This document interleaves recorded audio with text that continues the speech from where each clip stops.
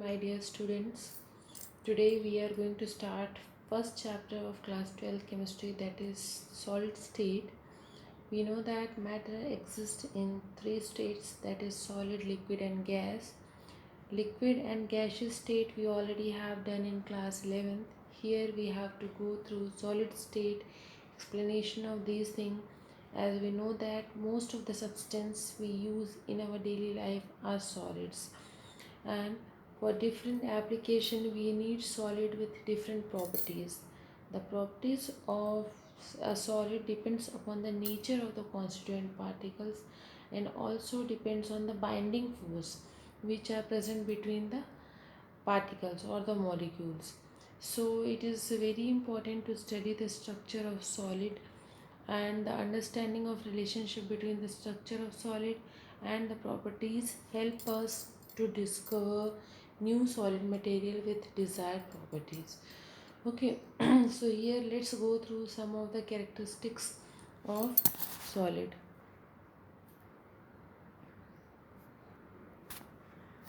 First, we know that solid they have definite shape, mass and volume. So anything is called to be a solid when it has fixed shape, the thing which we can see, the shape of that one can be defined. So these are called to be a solid. Second property, they have strong interparticle forces, means they are made up of number of particles and these particles have very strong force of attraction between one another. That's why it would be very difficult to break it because of the strong force of attraction. Next, we have the short interparticle distance. It means they do not have space between the two particles, or the negligible space is present between the two molecules of the solid because they are closely packed with one another. Next, their constituent particle do not possess translatory motion but can only oscillate about their own position. Means here we have the molecules of solid, they are arranged in a very definite pattern in very closed manner. That's why it do not have the space between one another. Because it do not have the space, that's why movement of these particles will not be possible. So it just oscillate or vibrate at their main position. They do not move from one place to another place. Now, last property of solid, that is the rigidity. Solid is known for its rigidity because of the closely packed structure of solid, and because here it has a fixed shape and fixed volume, they are called to be as rigid, and because they are rigid they are incompressible. It cannot be compressed. These all property we already have done in previous classes. Then also it is necessary to remind all the characteristics of solid. So these are the characteristics of solid. On the basis of these characteristics, we know that whenever we are talking about the solids, here solids or any of the matter is made up of number of particles. So here we are going to classify these solids on the basis of the arrangement of particles in solids, how these particles are arranged inside the solid. So on the basis of the arrangement of particles inside the solid, here we are classifying solids into two, that is crystalline and amorphous solid. First we will have crystalline solid. So what do you mean by crystalline solid? So here we can define a crystalline solid where the of or particles of solid or the molecules are arranged in a very regular manner. They are very orderly arranged with one another, and here this arrangement is a long range order. It is in a long range order, means whenever we are seeing this type of arrangement, it is not short, it is a very long range order. That's why sometimes question may also be asked that what do you mean by long range order. So it is the arrangement of particles of solid in a very regular or a definite pattern in a very long range, that is called to be as long range order. So it is a crystalline solid where the arrangement is done in a very regular manner. Here we can take example for this one like quartz. Quartz, it is an example of crystalline solid. Okay, so here whenever we are having this type of solid or we can also take example of sodium chloride, that is rock salt or common salt it is called. So these are taken as the example of crystalline solid. There are some substance which are taken as solid, but here they have different arrangement of particles in solid, giving rise to different crystal structure. They are crystalline but they have different structure. Like we can take example of carbon. It exists in two crystalline form, that it can exist in the graphite form also, it exists in the diamond form also. So these different crystalline form of substance are called to be as polymorphic form. Okay. Now here we have amorphous solid.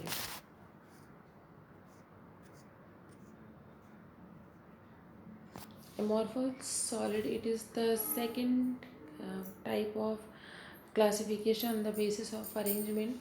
Here crystalline, here in this one arrangement of the particles is done very regularly, but in case of amorphous solid, here the arrangement is very haphazardly or very irregularly. Here the particles are not arranged in a regular pattern. These are arranged something like very irregularly. Okay. So here I will show you structure. See, this is the structure. In the first one, the arrangement is done very regularly. That is the example of crystalline solid. But in the amorphous, here the arrangement is very irregularly. So these are called to be as amorphous solid. In amorphous solid, these arrangement, whatever the arrangement it may be, it may have the irregular arrangement. Then also these irregular arrangement is a very short range order. Means whenever we go through the very short interval of this amorphous solid, it will change its pattern. Its pattern is not same as all we are going throughout the amorphous solid. Their pattern will change after very short interval. That's why it is called to be a short range order. Okay, so these are called to be as amorphous solid. Here also we have the example of amorphous solid, like if we will be taking quartz. Quartz is also exists in the both crystalline or amorphous form, but here for the amorphous form we have to take example of quartz glass. It is amorphous solid. Okay, so here we also called amorphous solid as liquid, because it also have the tendency to flow. Like we know that liquid have the tendency to flow, that is fluidity, but solid cannot be flow.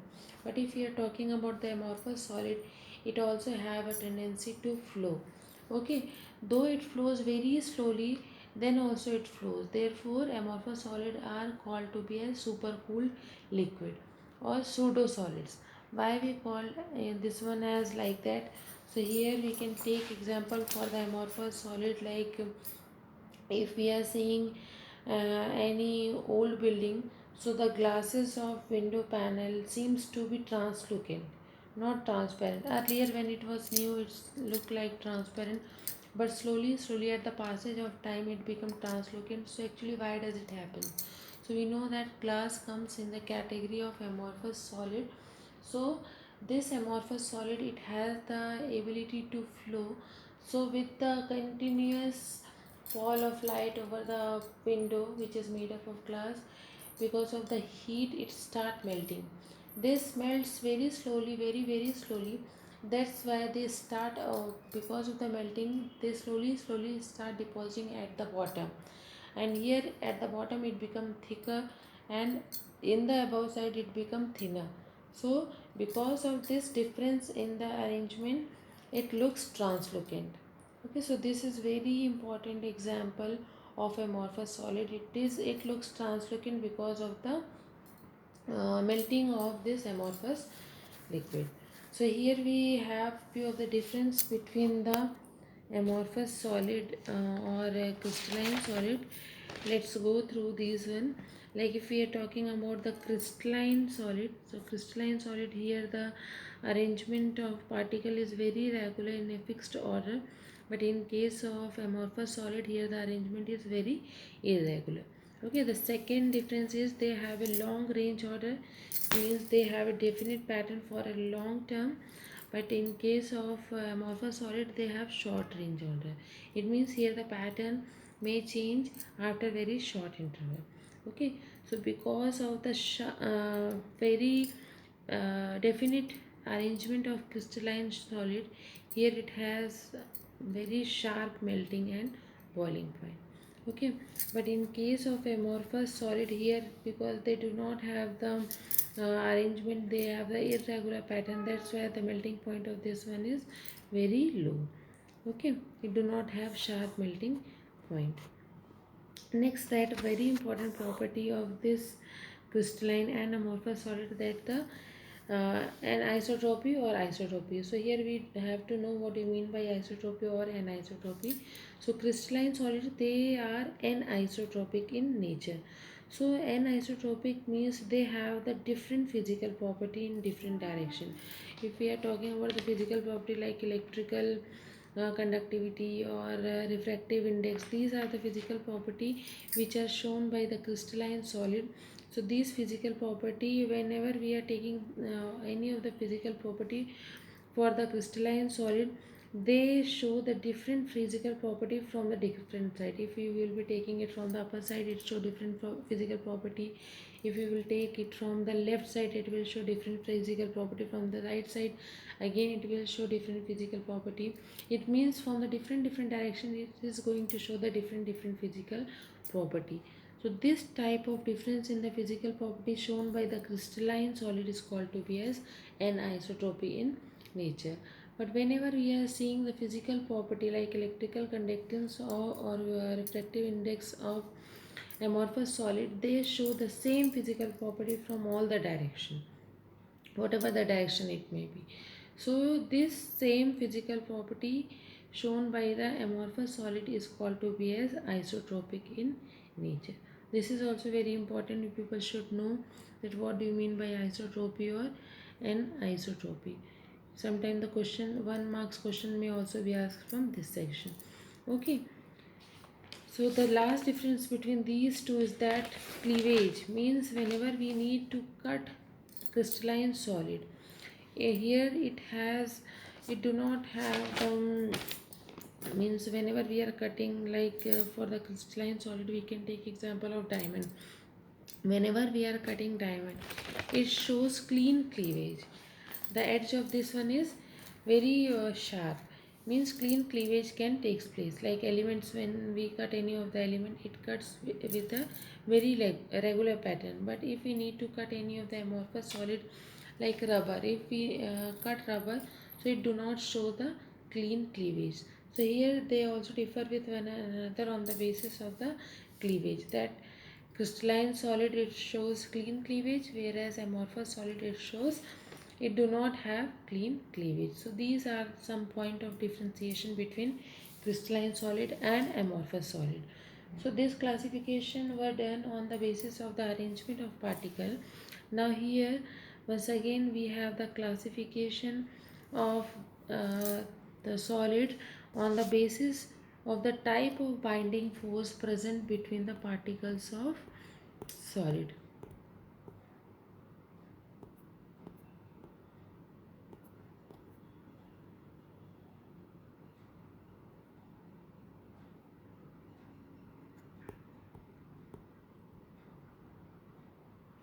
Okay, so on the basis of the different type of forces present between the particles, it is classified into four, that is molecular solid, ionic solid, covalent solid and metallic solid. First we will start with the molecular solid.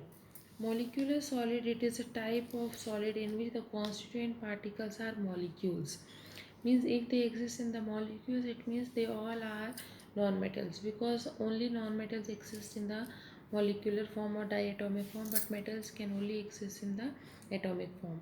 But here we know that noble gases, they also are no, non-metal, but they also exist in the atomic form. They do not form molecules. So except these, if we are talking about rest of the non-metal, they exist in the molecular form. So molecular solid, it has the constituent particles as molecules. So these molecules may have different force of attraction between these. So whenever we are having same type of elements, like if we are talking about uh, the two molecule, if we are talking about the molecule which is made up of same type of element like chlorine, Cl2. So here we are having molecules of chlorine. So chlorine and chlorine, it do not have the much difference between one another. That is, electronegativity difference between these two is negligible or zero. Because of that, they are showing a force of attraction that is non, because they are the non-polar molecule. That's why the force of attraction present between these one is called to be as van der Waals force, or it is also taken as the dispersion force. Okay, example here we can take like dry ice, that is carbon dioxide. So they are non-polar in nature. Next, or here we already have taken Cl2. So Cl2, because of the zero electronegativity difference, they are non-polar in nature. Next, if we will be taking example for the another one like polar molecule, here like we can take example hydrogen chloride. So here we have the difference between the difference in the electronegativity between hydrogen and chlorine. Okay, so because of the difference between the electronegativity, the force of attraction present between these two is called to be as polar, and they are polar molecule because of the difference in the electronegativity. So the force of attraction between this one is called to be as dipole dipole moment, or dipole dipole force. Here we have one more type of force of attraction between the molecules of this molecular solid, that is the hydrogen bond. If it has if the molecule has oxygen, fluorine, chlorine and nitrogen with hydrogen, then it shows one more type of bond that is called to be as hydrogen bond. These all bond we already have discussed in class 11. Okay, so these are some characteristics of molecular solid, that they are generally soft. They have melting point, means the melting point of this type of solid is low because of the soft nature or because of the weak bond between this one. But if we are talking about the polar molecule, they have high melting and boiling point. Next, that is they are a volatile liquid. Okay, and very soft solid. Next, they are the bad conductor of heat and electricity, and they are generally having low density. Now the second type of binding force which is present between the solid is called to be as ionic solid. So ionic solid is what, where the constituent particles exist in the form of ions. And means, what do you mean by ions? So because of the difference in the electronegativity, they are going to acquire some of the charges on these.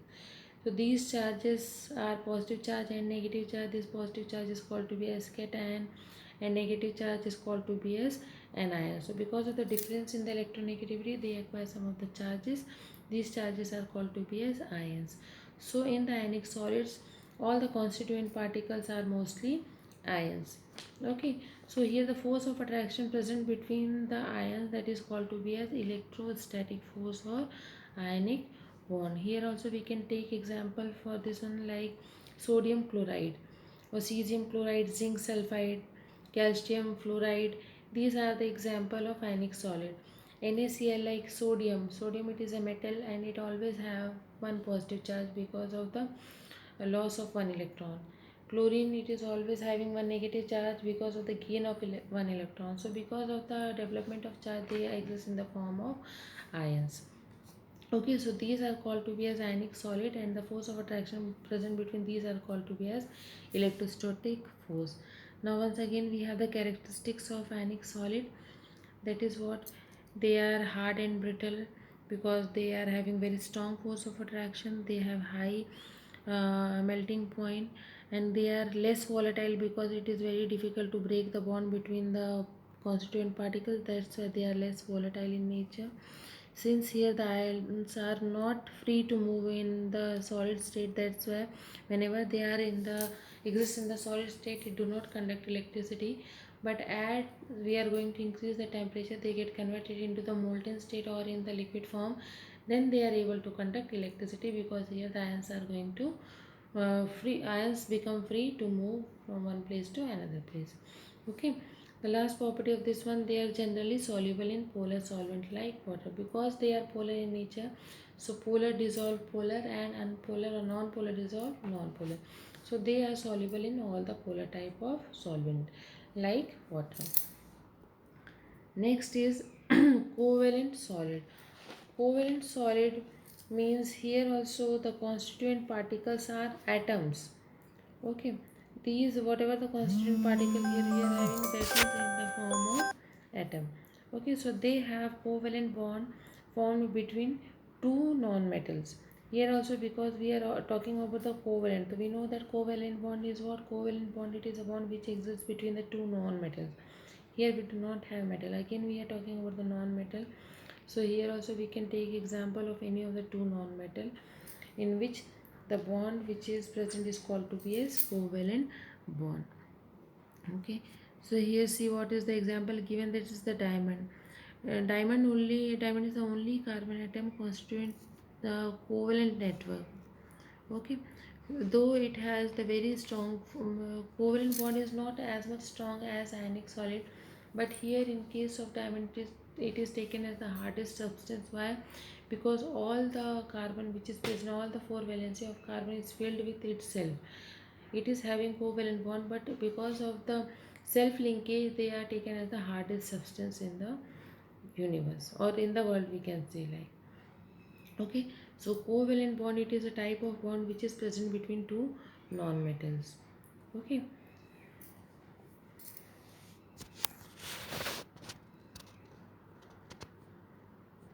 here we have the characteristics of covalent bond or covalent solid. They are very hard and brittle.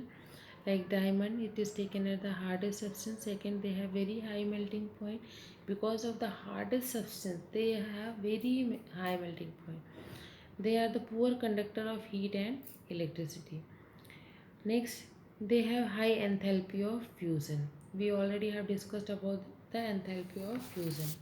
It is the amount of energy which is needed to break into the means from to get convert from solid to liquid state.